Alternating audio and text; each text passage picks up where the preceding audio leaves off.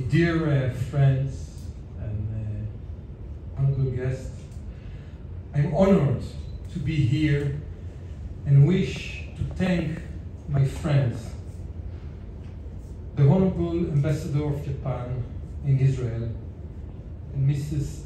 Mizushima Koichi. And I wish to thank his excellent team at the embassy for organizing this event. It is my honor to receive the Japanese Ministry of Foreign Affairs commendation, given to individuals who promote friendship between Japan and other countries. I am deeply moved by this honor. My journey with Japan began more than a decade ago, as you heard. I was at that time the cabinet secretary and visited Japan for the first time as a part of a program organized by the Japanese Ministry of Foreign Affairs. Before that visit, I didn't know much about Japan. Okay, I was driving a Toyota car, and I had a Sony TV in my home. You remember those big Sony? Amazing. And my knowledge of Japan was based mainly on a great book I read as a child. Noriko-san, the girl from Japan. Noriko-san, הילדה מיפן. Here's my sister. She gave it to me. But that 1 week in Japan was enough to make a deep impression on me. I fell in love with the people of Japan, the cultural richness, and of course, the food. You will taste it. It was like discovering a new world. When people ask me why I like Japan so much, I answer very simply that Japan is the most inspiring place for me. Discovering the Japanese way of thinking provide me endless way to see the world through more versatile, richer, and multi-layered glasses than I used to have. Back in Israel, I started composing the steps related to the future of the Israel-Japan relations. I remember entering to the Prime Minister Netanyahu room and presenting to him my vision that day. Israel should promote the development of bilateral relations with Japan to a level of a strategic partnership. And this means on all areas, politically, economically, in culture, business, and science. At that time, Japan wasn't part of our future strategic plan. And I told the Prime Minister that despite the differences between the countries have a lot of common, which can be strong base for cooperation. Two cultures that are inspired of their rich history and aiming to create a better future. Two unique countries who strive to promote stability and prosperity in the world. Two ancient civilizations that turn into democracies in modern times and believe in values of freedom and equality. The Prime Minister understood the potential and recognized the strategic importance of advancing the Israeli-Japan relationship. Fortunately, the Prime Minister of Japan at that time, the late Abe Shinzo, saw eye to eye with this vision. From that point on, Israel-Japan relations never stop reaching new peaks every year.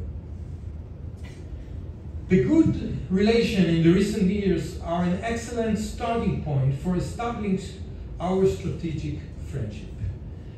Israel and Japan complete each other, so it's only natural to deepen our cooperation.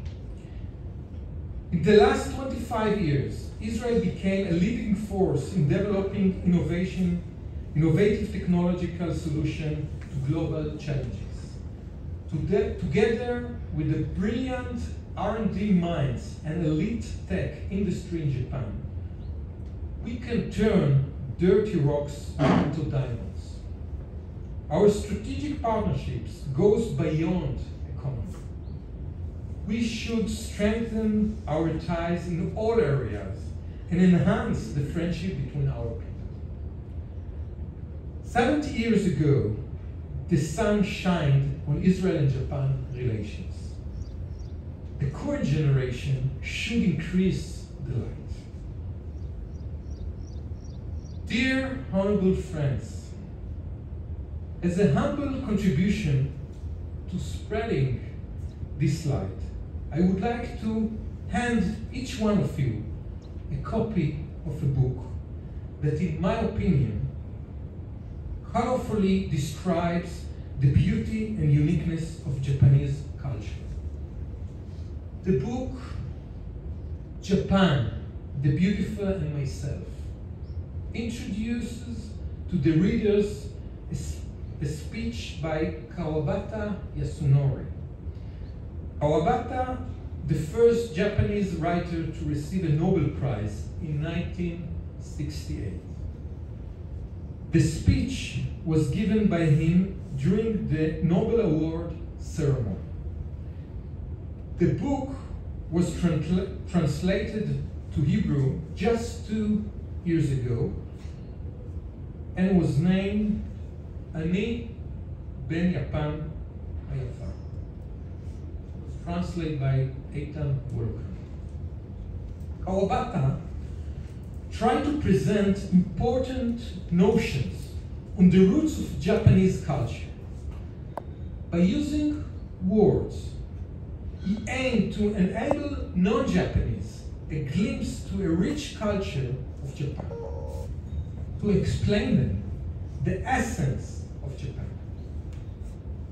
In this special event, I'm happy to share with you the beauty of Japan as it was seen through Kawabata's eyes.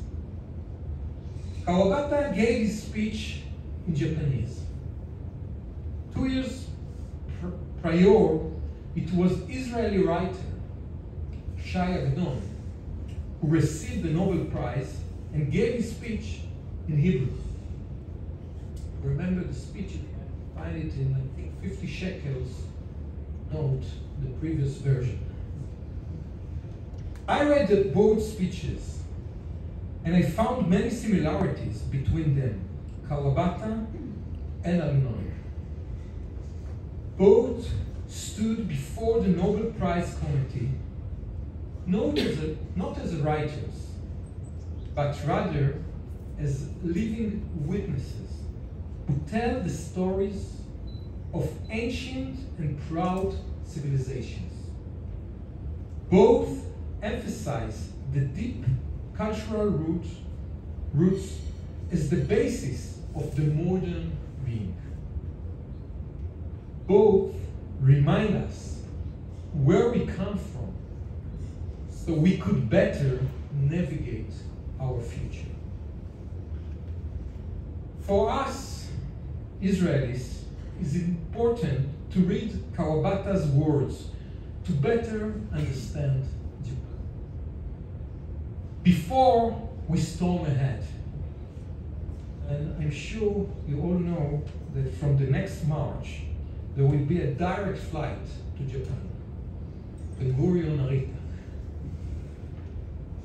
So my friend, Japan is beautiful, Israel is beautiful, and we are committed to protect their wonders. I want to thank again to the Ministry of Foreign Affairs of Japan for choosing me to accept this commendation, and I promise to do my best to continue advancing relations between our countries. I want to thank also to Dalia.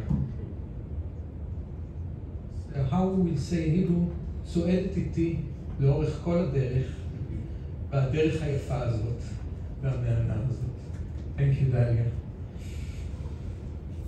When I speak about Israel and Japan relations, I always say that the Jewish people and the Japanese people did not have too many opportunities to cooperate along the last 3,000 years.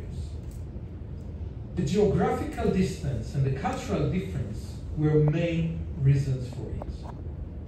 However, in the next 3,000 years, we had endless opportunities to cooperate in all fields. We need to start. Thank you very much.